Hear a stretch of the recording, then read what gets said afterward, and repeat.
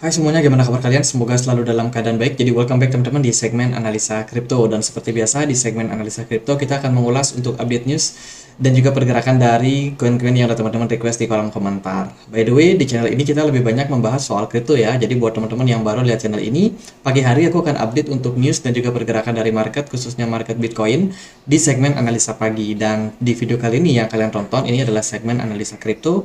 Teman-teman, kita akan membahas koin-koin yang udah kalian request di kolom komentar. Udah banyak yang request untuk hot ya, holo. Satu lagi kita akan bahas soal BV, teman-teman. Oke, kita akan langsung masuk ke pembahasan kedua koin atau token ini. Ini aku close dulu. Nah, kita akan mulai pembahasannya dari Holo. Holo ini adalah sebuah layanan peer-to-peer terdesentralisasi, yang mana fungsinya adalah sebagai alat transaksi ya yang tentunya aman dan juga menggunakan teknologi dari jaringan Holo, teman-teman. Kalau kita perhatikan, jaringan Holo ini difasilitasi menggunakan token yang disebut HoloFuel yang secara aktif sedang diuji dan akan bertindak sebagai sistem akuntansi membayar host dan juga layanan mereka. Proyek ini sudah dibuat dari 2018, jadi sudah lumayan senior, teman-teman. Mereka juga dibikin oleh Arthur Brock sama Eric Harris Brown. Dua-duanya adalah pembuat kode kontrak yang berpengalaman. Holo, kalau kita perhatikan dari Twitter, mereka ada banyak kegiatan, terutama Hacktown. Kemudian juga ada Holochain Online Dev Training. Wah, ini training buat mereka-mereka yang mau belajar banyak pada Holo ya. Kegiatan kemarin ada di mana nih, di Inggris ya, di London, teman-teman. Holo ada Hacktown di sana, kemudian di Amsterdam juga pada bulan September. Ini adalah foto-foto di mana komunitas mereka itu semacam berinteraksi di sana, sama-sama berbagi informasi, bertukar pikiran, dan tentunya untuk mendevelop nih proyek-proyek yang akan mereka kerjakan ke depannya. Jadi Holo ini bukan tipe project yang lebih banyak gembar-gembor di di bidang pemasaran ya teman-teman. Mereka tidak terlalu banyak menjual proyeknya, tapi mereka di belakang layar itu banyak melakukan developing. Makanya kalau kita bahas Holo itu agak boring, pasti agak boring karena proyek-proyek yang dibangun itu cenderung lebih banyak di belakang layar. Seperti contohnya ini mereka bikin art game, Fractal Tribute, teman-teman. Mengkolaborasikan NFT dan juga art game. Jadi bentuk kotak-kotak ini ya permainannya. Nggak tahu juga ini apakah menarik apa enggak menurut kalian, tapi sepertinya sih ini lebih mengedepankan kecerdasan gitu ketimbang visual, teman-teman. Jadi mungkin hanya beberapa kalangan aja yang suka main game seperti itu. Ini juga acara-acara offline yang mereka lakukan, ya tentunya untuk mengembangkan komunitas yang lebih banyak serta adopsi yang lebih besar terhadap proyek ini. Sebenarnya di website Holo mereka ada kok ngasih semacam roadmap daripada project ini. Next up for Holochain. Sementara mereka sudah menyelesaikan progress untuk chain head coordination. Kemudian mereka lagi running untuk Westmer upgrade by upgrading Holochain utilities. Utilities most recent vision of Westmer. Wah, ini fungsinya untuk complete for mobile device, untuk aplikasi di mobile ya, di handphone, teman-teman. Kemudian mereka juga lagi sedang berfokus sama workflow resilience and integrity audit. Ini semacam untuk data-data yang mungkin bisa meningkatkan lagi keamanan dari project Holo ini. Mereka lagi sedang upgrade sih untuk ke level itu, teman-teman. Itu untuk full roadmapnya ini udah yang mereka kerjakan ya, ada cukup banyak teman-teman yang mereka sudah selesaikan. Semoga aja roadmap 2024 nanti diupdate juga ya, sehingga Holochain bisa terus berinovasi, bisa terus survive teman-teman dalam proyek-proyek yang mereka sedang lakukan. So far sih Holochain ini gak terlalu banyak dramanya, bahkan hacker pun juga kayaknya nggak terlalu tertarik buat nge-hack proyek ini. Dan ya, so far mereka lagi untuk meningkatkan yang namanya utilities di dunia Web3. Ada beberapa project yang mereka ajak kerjasama juga. Dari CoinMarketCap, aku sendiri coba cari-cari nih, mereka ada event nggak ya? Ternyata nggak ada, guys. Jadi Holo ini benar-benar minim sentimen. Tidak ada event yang mereka kerjakan untuk kedepannya sampai akhir tahun.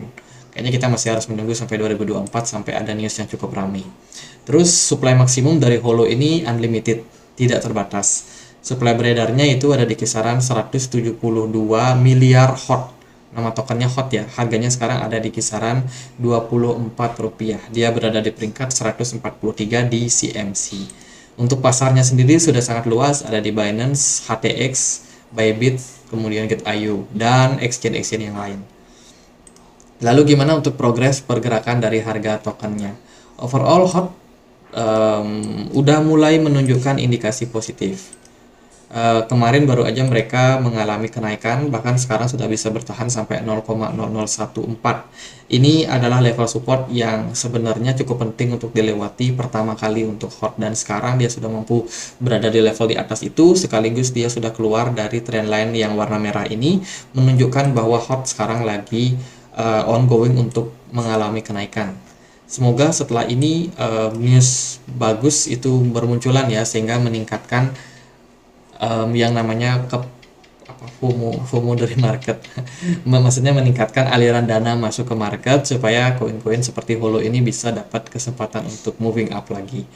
Kalau kita perhatikan juga dari pergerakan next resistance untuk Holo itu bisa naik sampai 0,00249. Di sana ada resistance konfirmasi yang sangat-sangat kuat. Belakangan ini volume perdagangan dari Holo cenderung ya biasa-biasa aja sih, sempat naik di 15 Oktober, tapi so far nggak kemana-mana. Tapi smart money-nya cukup antusias di market. Kalau ini terus berlanjut, maka kenaikan dari harga Holo kemungkinan akan lebih cepat untuk tercapainya. Hopefully seperti itu, karena Holo sudah menunjukkan fase-fase rally-nya untuk saat ini. Gitu guys. Ya itu kalau dari time frame 4 jam, ya so far nggak ada masalah sih, pergerakannya masih cenderung korektif ya, dalam beberapa hari sepertinya masih ketahan di level trendline ini teman-teman. Tapi ya semoga aja nanti dia akan ada momentum untuk benar-benar break kembali, naik lagi di atas dari 0,0015 ini. Kalau dia bisa mempertahankan level tersebut, maka target berikutnya tidak mustahil lah sampai 0,0024 buat Holo. Itu sekarang kita akan bahas untuk BFI ya, itulah teman-teman. Ini adalah project berbasiskan dengan DeFi ya. Kalau kita lihat BFI ini harganya cukup fantastis, Rp5.900.000, sudah naik sekitar 2%. Project ini punya maksimum supply yang nggak terlalu gede, yaitu sebanyak 80.000 BFI teman-teman. Dengan peringkat 569 di CMC, market capnya sebesar 472 miliar. Lumayan nggak terlalu besar lah, padahal harga tokennya lumayan mahal ya.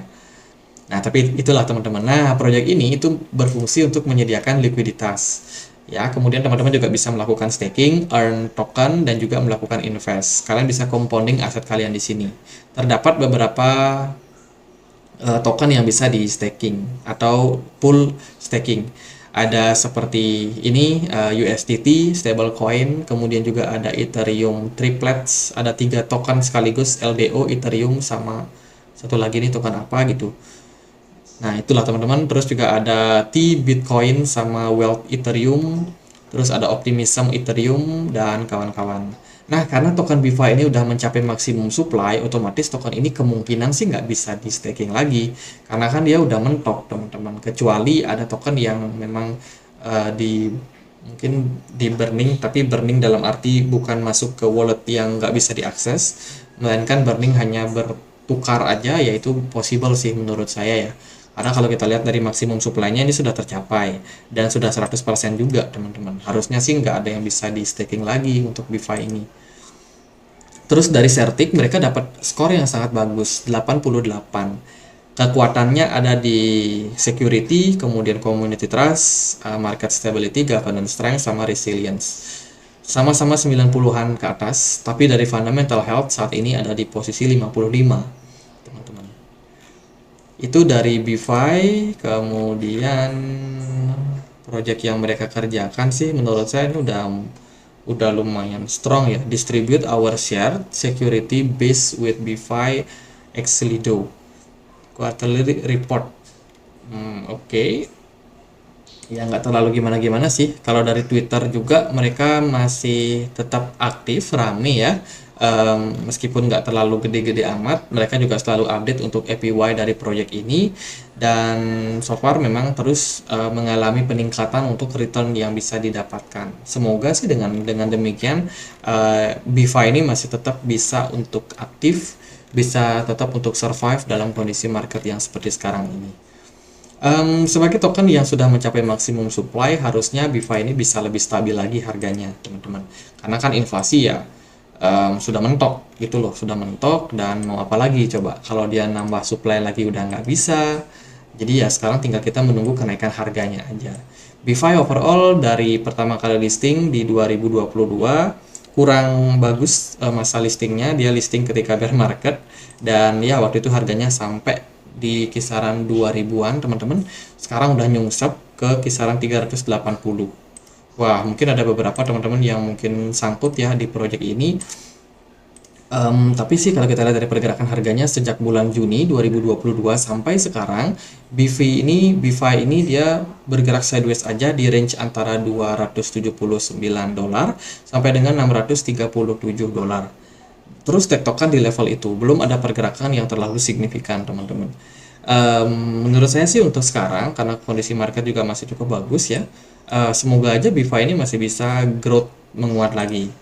Kisaran level dengan targetnya di kisaran 600 dolar. Ini menurut saya masih akan ada possibility untuk dicapai dalam jangka menengah. Jadi buat teman-teman yang mungkin ada punya token ini, ya sabar-sabar dulu aja. Mungkin juga dia masih bisa koreksi teman-teman sampai kisaran 300-an dolar. Kalau dia bisa koreksi sampai level tersebut, teman-teman bisa banget untuk melakukan akumulasi.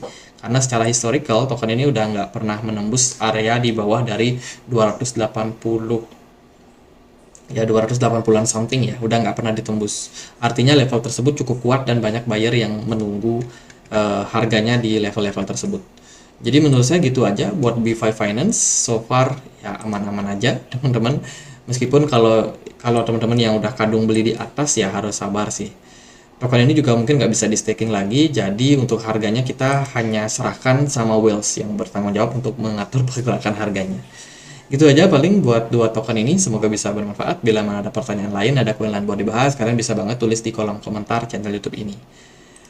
Well, that's it guys. Semoga videonya bisa bermanfaat dan akhir kata saya Andre. Makasih.